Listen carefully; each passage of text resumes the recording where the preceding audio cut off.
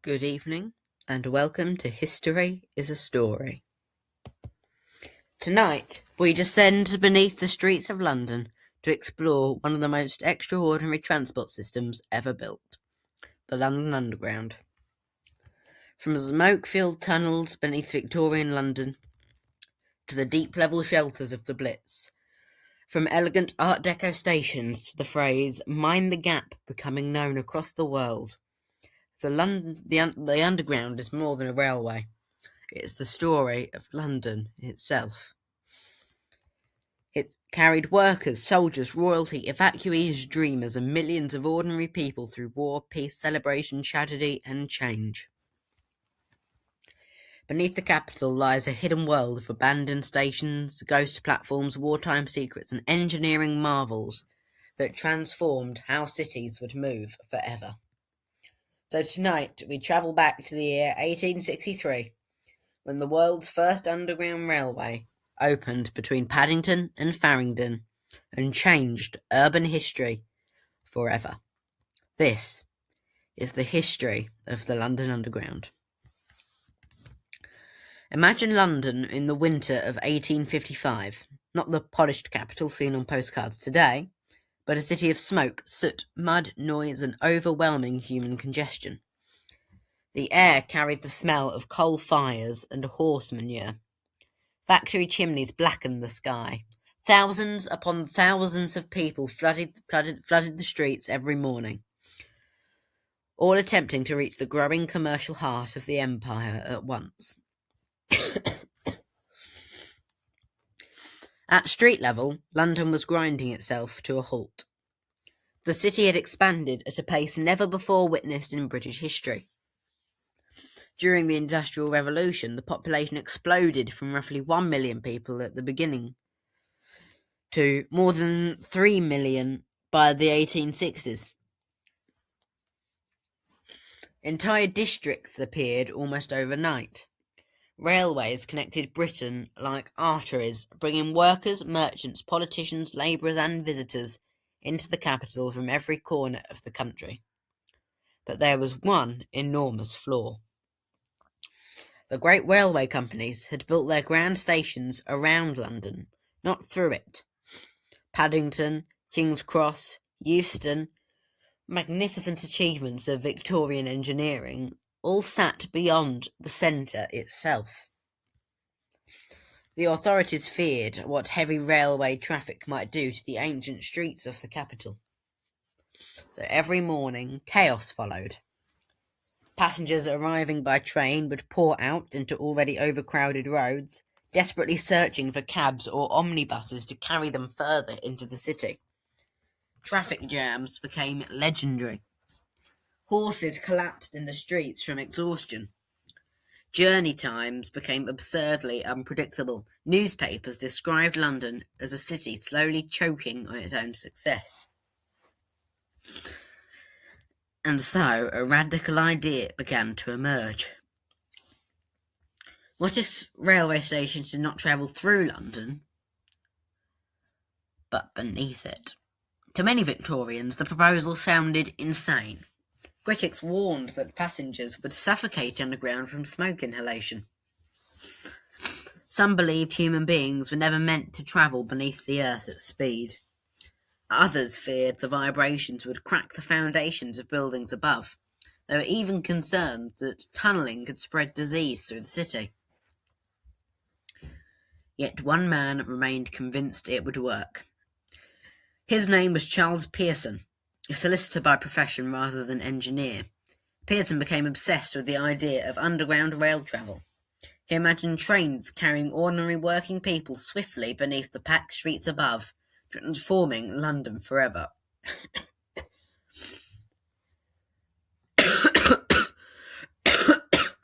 Sorry, I have still got that cold.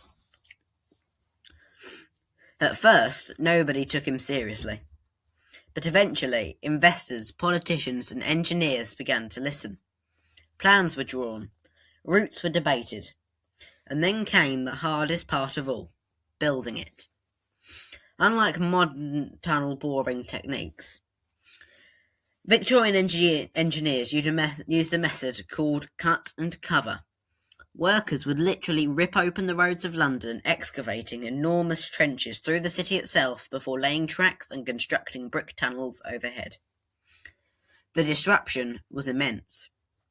Roads vanished for months at a time, businesses lost customers, homes and shops were demolished outright. Residents complained constantly about noise, mud, smoke and danger. Labourers worked in brutal conditions with primitive equipment, often by gaslight in filthy air with dust. But slowly, yard by yard, tunnel by tunnel, the impossible became reality. And then, on the 10th of January 1863, something extraordinary happened. For the first time in human history, a passenger railway opened beneath the streets of a major city. The world's first underground railway had arrived. The line opened to enormous curiosity. On that cold January morning in 1863, crowds gathered to witness something many had once dismissed as fantasy.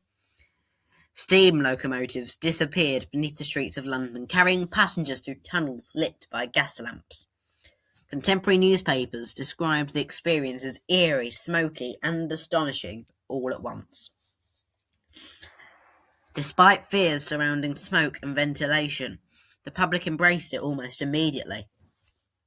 During its very first year of operation, the Underground carried millions of passengers. Victorian Londoners, it seemed, were more willing to descend beneath the earth if it meant escaping the chaos above. The company responsible for this revolutionary achievement was the Metropolitan Railway. Its route connected key mainline stations including Paddington, King's Cross and Farringdon, forming the beginnings of what would eventually become part of the Circle Line. The Metropolitan Railway quickly became not merely a transport service, but a symbol of Victorian ambition and engineering confidence. But success created rivalry.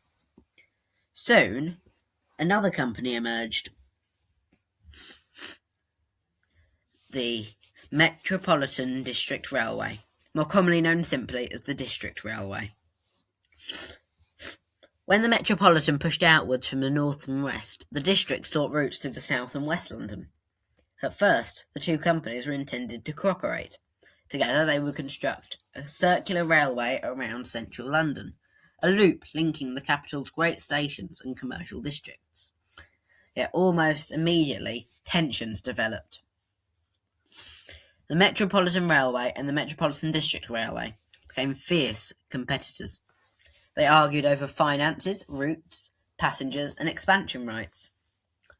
Victorian newspapers often portrayed their relationship as a bitter feud fought beneath the streets of London itself. And yet, despite their rivalry, the two companies together reshaped the city forever. The circle began to take shape, section by section, tunnel by tunnel. New stations appeared beneath busy roads. Suburbs, once considered too distant from the centre, suddenly became accessible. Entire communities began to grow around the railway success.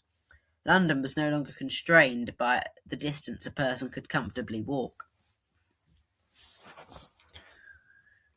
The Underground was changing not only how Londoners travelled, but where they lived, how they worked, and what the city itself could become.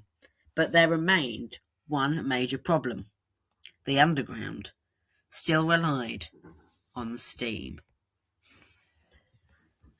By the 1870s, the Underground had become an undeniable success, but success did not mean comfort. Passengers travelling on the early lines found themselves sitting in thick smoke, drifting through dimly lit tunnels. Steam locomotives thundered beneath the streets, filling the air with soot, ash, and the sharp smell of burning coal. Even with the ventilation shafts cut into roads above, conditions could become unbearable. Contemporary accounts describe ladies fainting during journeys, businessmen emerging from stations covered in grime, and passengers coughing their way through entire trips. One traveller remarked that riding the Underground felt rather like being slowly roasted in a cellar. Yet Londoners tolerated it because the alternative above ground was often worse. The Metropolitan District continued expanding aggressively. New extensions stretched further into the outskirts of the capital, helping create an entirely new suburban communities. Areas once considered distant countryside suddenly became practical places to live for middle-class commuters working in central London. The railway companies even promoted housing developments themselves, encouraging families to move outward from the overcrowded centre. The city was beginning to spread along the railway lines like branches from a tree.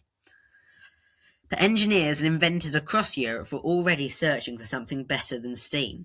The future, they believed, would be electric. The breakthrough came in the deeper tunnels beneath the city. Unlike the earlier cut-and-cover lines just below the roads, new engineering methods allowed railways to burrow far deeper underground using enormous tunnelling shields. These circular tunnels, carved through London clay, resembled giant tubes, giving rise to the nickname that would eventually become famous across the world, the Tube. And in the 1890s, London witnessed another world first. The City and South London Railway opened as the world's first deep-level electric underground railway. Gone were the choking steam engines. In their place came electric trains that moved through the darkness with an almost uncanny smoothness and quietness. To Victorian passengers, it felt futuristic. The tunnels were narrow and cylindrical. The carriages had tiny windows because there was nothing to see except blackness outside. Early travellers nicknamed the trains padded cells due to their strange appearance. Yet despite the claustrophobic conditions, the new electric railway proved something revolutionary. The future of underground transport would not belong to steam. Soon, deep beneath London, a new generation of railways began to emerge. The Central London Railway, the Baker Street and Waterloo Railway, the Great Northern, Piccadilly and Brompton Railway.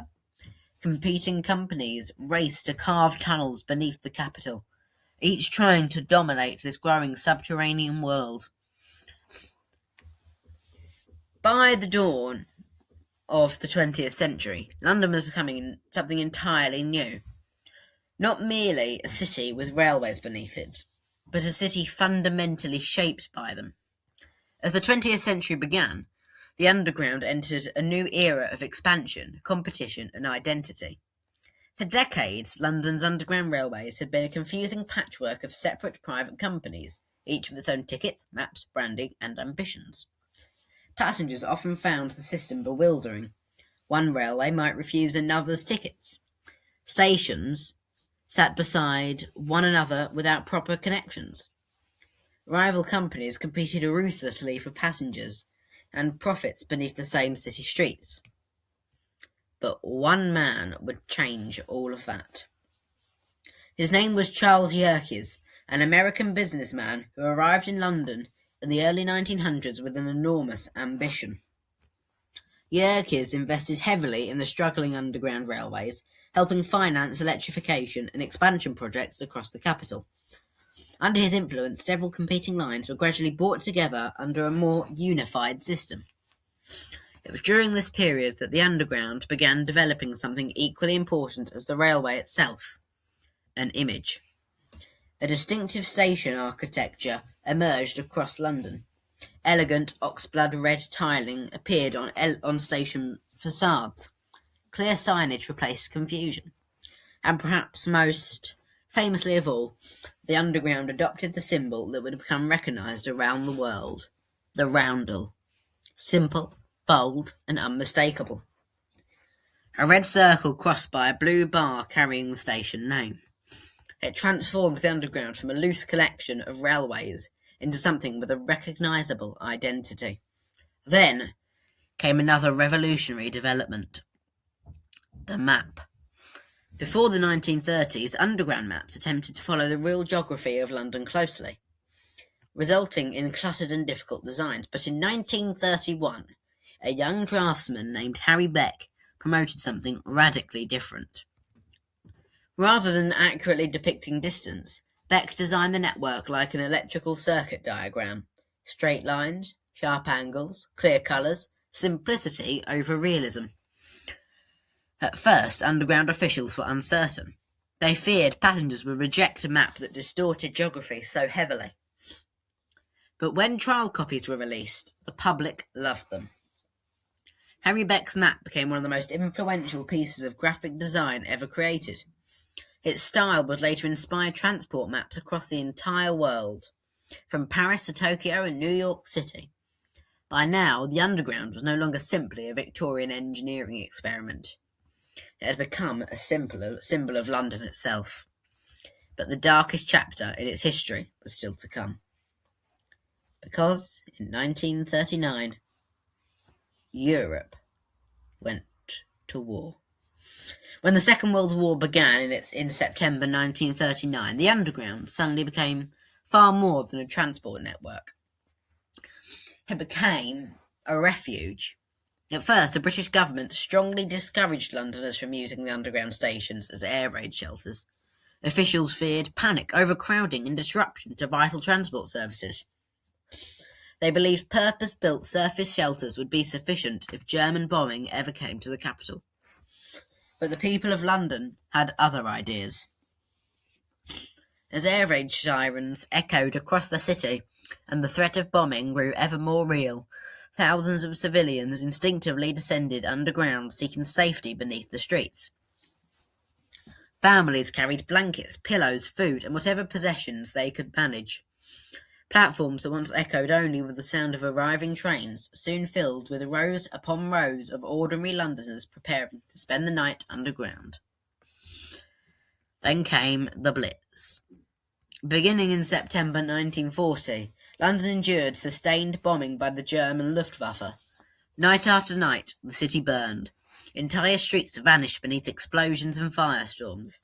Yet deep below the surface, the Underground became a strange world of resilience and routine amid the chaos above. Photographs from the period remain extraordinary. Children sleeping beside the tracks, families playing cards beneath station lights, office workers reading newspapers while the bombs fell overhead. Crowded platforms transformed into temporary dormitories stretching into the tunnels themselves. Some stations housed thousands of people every night. The Underground became the symbol of endurance. But it was not always safe. On the evening of the 3rd of March 1943, tragedy struck at Bethnal Green tube station. As crowds rushed into the station during an air raid warning, a woman near the staircase entrance fell. In the darkness and confusion, people behind continued pushing forward, unaware of what had happened. Within moments, a catastrophic crash developed. 173 people died. Most were women and children.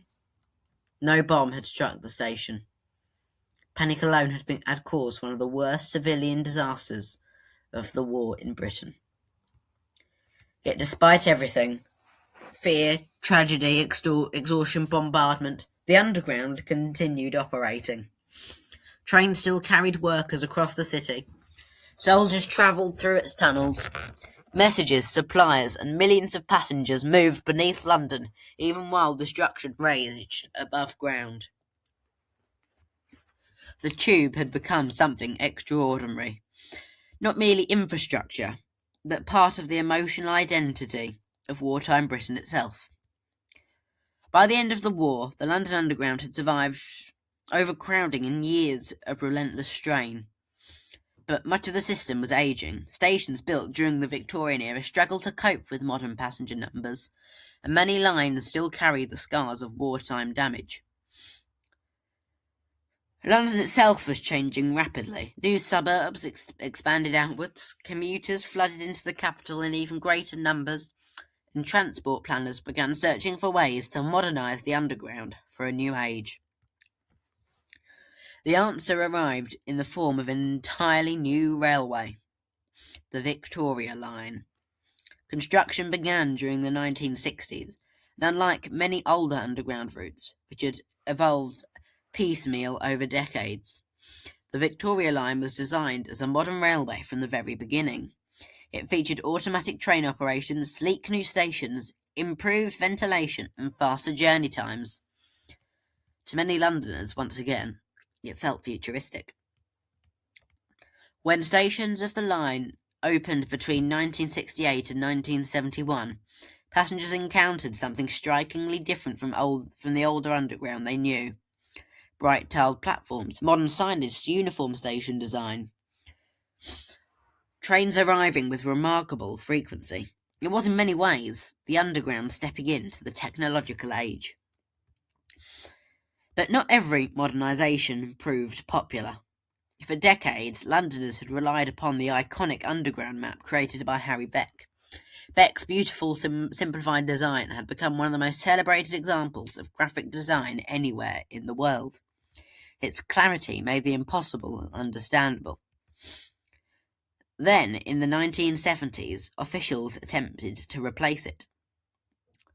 Designer Paul Garbett introduced a revised version that altered aspects of Beck's approach, but an even more controversial redesign followed under Fred Stingemore's successors, and later experiments inspired by geographic accuracy. Among the least loved was the so-called Hutchinson map style, which attempted to force more realism and visual complexity back into the network diagram. Many passengers hated it almost immediately. The elegance and simplicity of Beck's version became cluttered. Central London appeared compressed and awkward. Routes looked less intuitive. Critics argued the new designs ignored the very reason Beck's map had become legendary in the first place. It was never meant to be geographically accurate. It was meant to help people travel. The backlash revealed something remarkable. The underground map was no longer merely a practical guide. It became part of British cultural identity. Messing with it felt, to many Londoners, almost personal. And so, over time, the system drifted back towards Beck's philosophy once again. Even as trains became faster, tunnels deeper, and stations more modern, one thing endured beneath the streets of London. The idea that the underground should not merely function efficiently, but possess a sense of character all on its own. By the late 20th century, the London Underground was once again being asked to adapt, this time to a city growing faster, taller, and more complex than ever before. New financial districts had risen in the east, particularly around Canary Wharf, and existing lines were struggling to cope with the demand.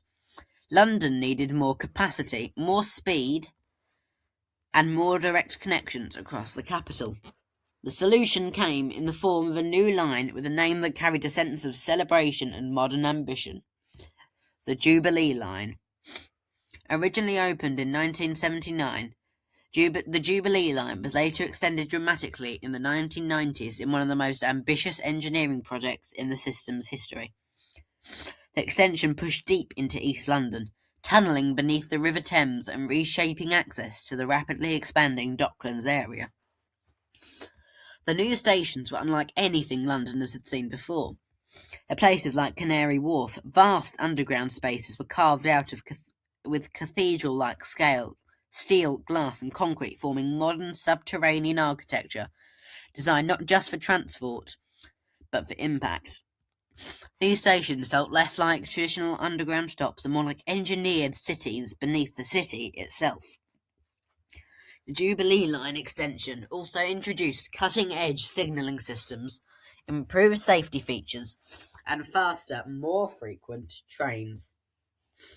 It was designed for the pressures of global financial capital entering a new century. But it also symbolised something broader. The Underground was no longer just expanding to connect homes and workplaces. It was actively shaping where London grew next.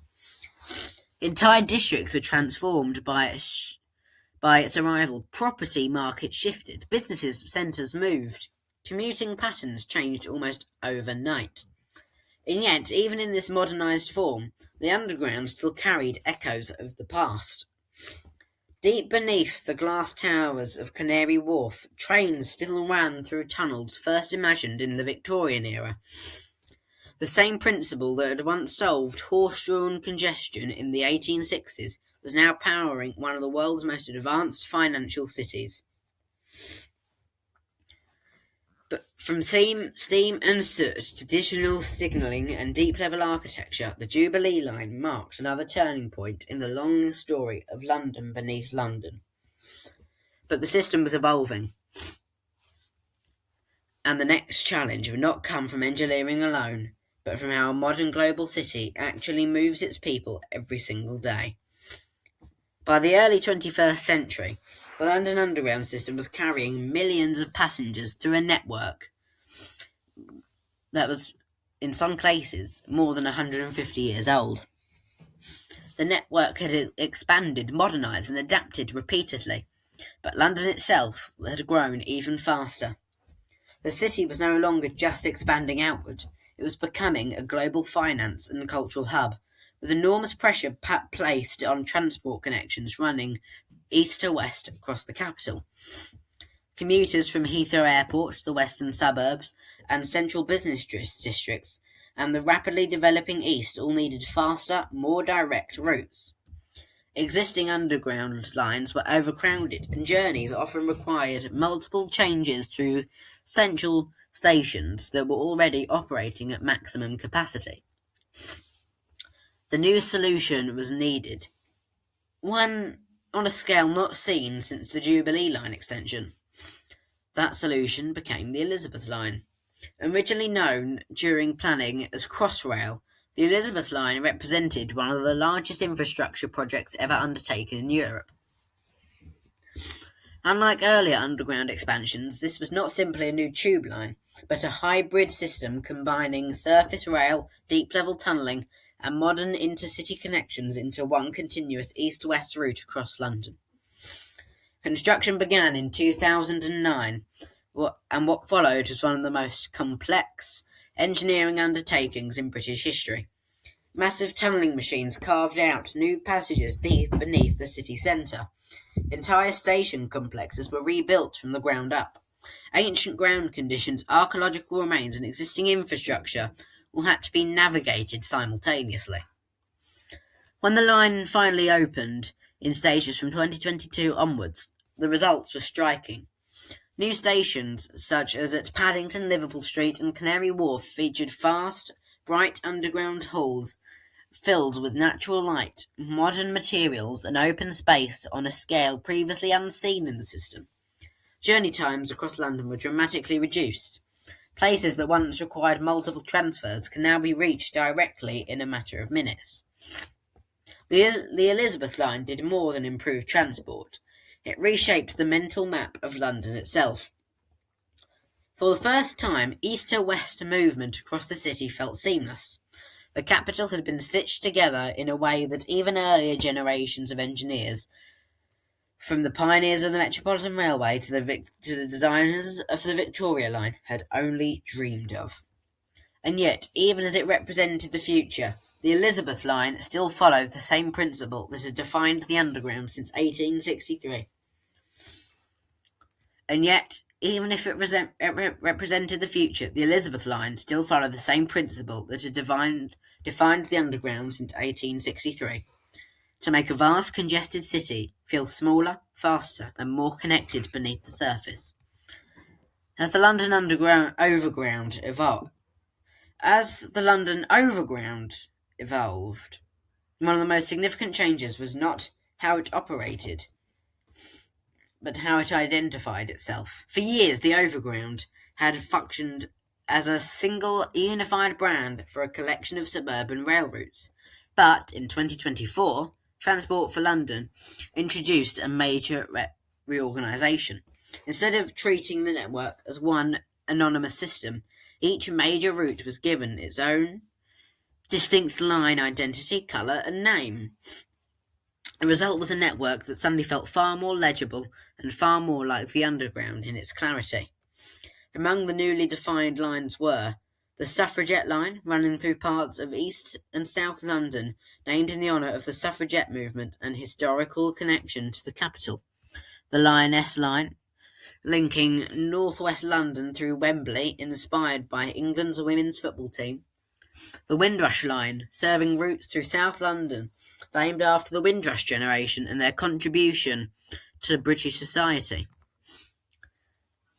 The Mildmay Line, connecting North East and East London, named after the historic Mildmay Mission Hospital and its charitable legacy. The Weaver Line, stretching from North London to Central London, referencing the area's textile and industrial heritage. The Liberty Line, serving parts of North and North East London, reflecting themes of independence and civic identity.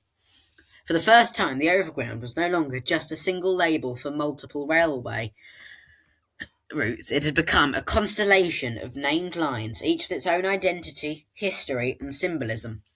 This did change more than improve navigation. It reframed how Londoners thought about their city. Instead of an anonymous outer ring of rail services, the Overground became a map of London's communities, histories, and identities stitched into one system. And in doing so, it brought the Overground a little closer to the cultural status of the Underground itself. No longer the overlooked network above ground, but a vital part of how the capital understands itself as a living, connected whole. Today, the Underground is no longer just an engineering achievement, or even just a transport system. For many Londoners, it is part of their daily life, so deeply embedded that it becomes almost invisible until it stops working.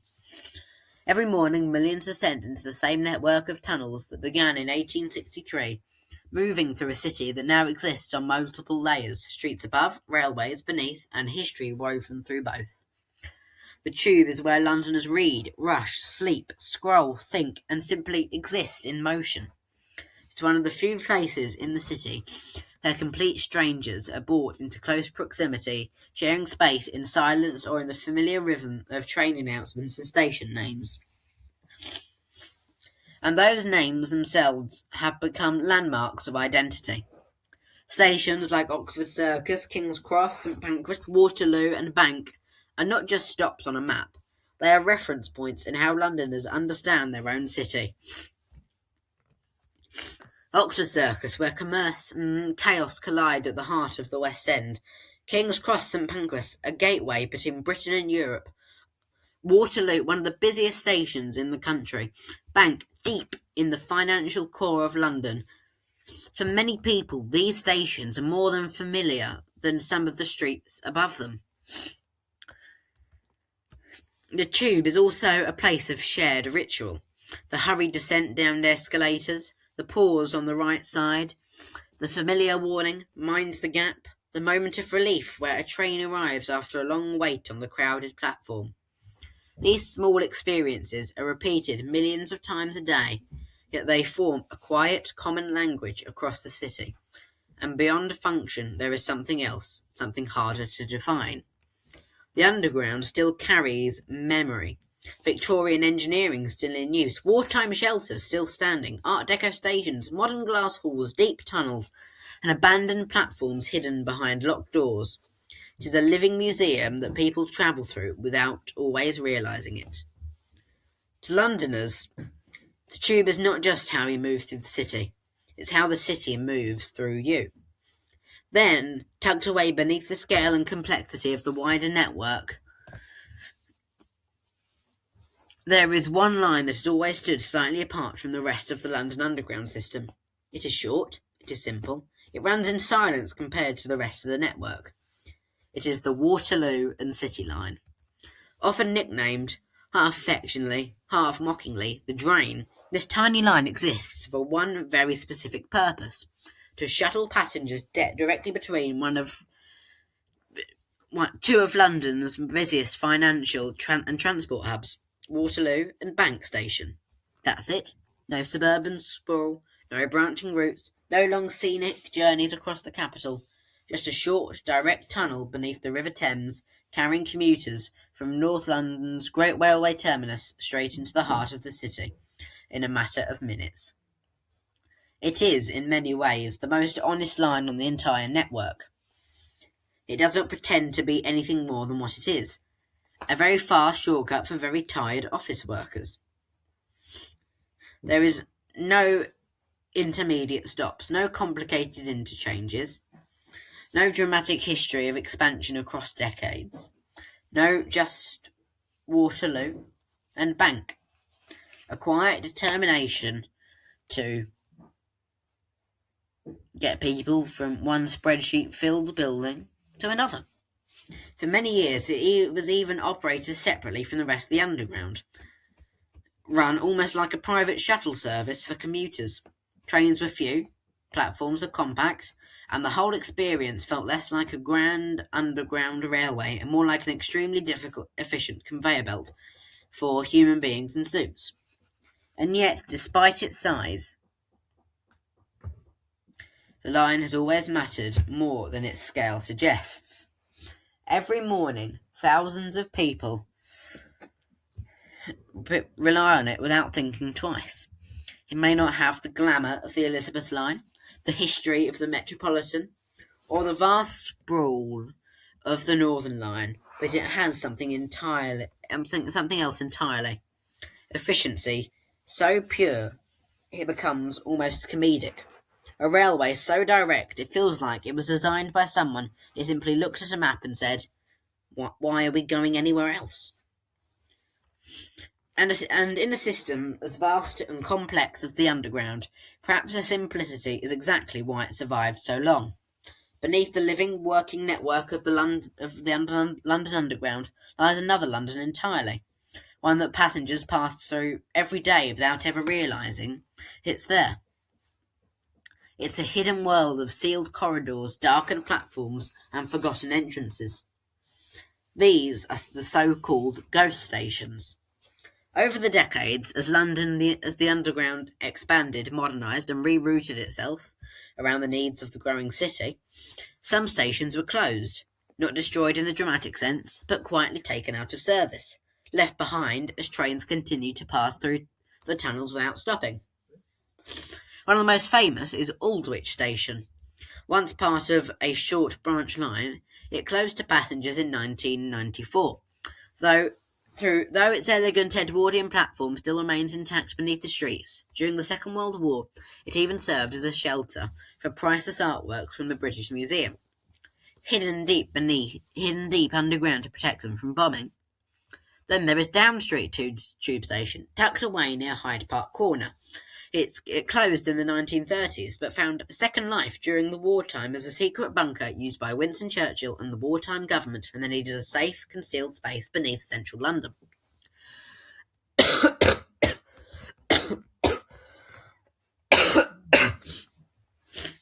And further into the network lies the British Museum Station, a station that once served the heart of Bloomsbury, now long abandoned, its platform still existing behind tiled walls and sealed passageways, hidden just metres from busy modern tunnels. There are others too. Earl's Court once had disused platforms. The Northern Line hides old fragments of routes that were never fully completed. Across the network, engineers and maintenance workers occasionally passed forgotten staircases, bricked-up corridors, and ghostly remnants of stations that once served thousands of passengers a day. These places are not haunted in the supernatural sense, but they are haunted by something else: absence. The echo of footsteps that are no longer there. The faint outlines of advertisements preserved on tiled walls. The sense that just beyond some sealed doorway, another version of London still exists, paused in time. To most passengers, the Underground is movement, constant, rushing, alive. But to those who know where to look, it is also stillness. A vast hidden archive of the city's past, lying just beneath the present, waiting in silence as trains continue to pass through the darkness above and beyond it. Looking ahead, the future of the London Underground is no longer just about expansion in the old sense of digging deeper tunnels or extending lines further outward. It's about rethinking how a 21st century city moves all together. So the system that began in 1863 as a smoky experiment beneath the streets of London is now entering an era defined by automation, digital signalling, sustainability, and capacity rather than simply geography. One of the most significant changes already underway is the move toward fully modern signalling systems. A traditional fixed block signalling, where trains must maintain large gaps between one another, is gradually being replaced by advanced digital control systems that allow trains to run closer together, more frequently, and more efficiently. On lines like the Victoria Line and parts of the Circle and District routes, this shift has already dramatically increased capacity.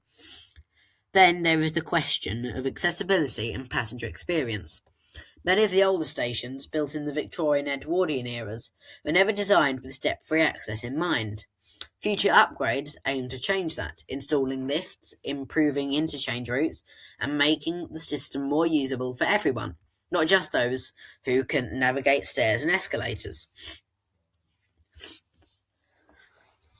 Sustainability is also becoming central. The Underground is increasingly tied into London's broader environmental goals, from energy-efficient trains to regenerative braking systems that feed power back into the network.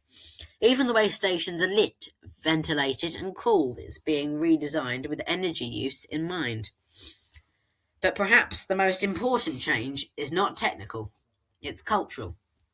The Underground is no longer just a transport system reacting to London's growth.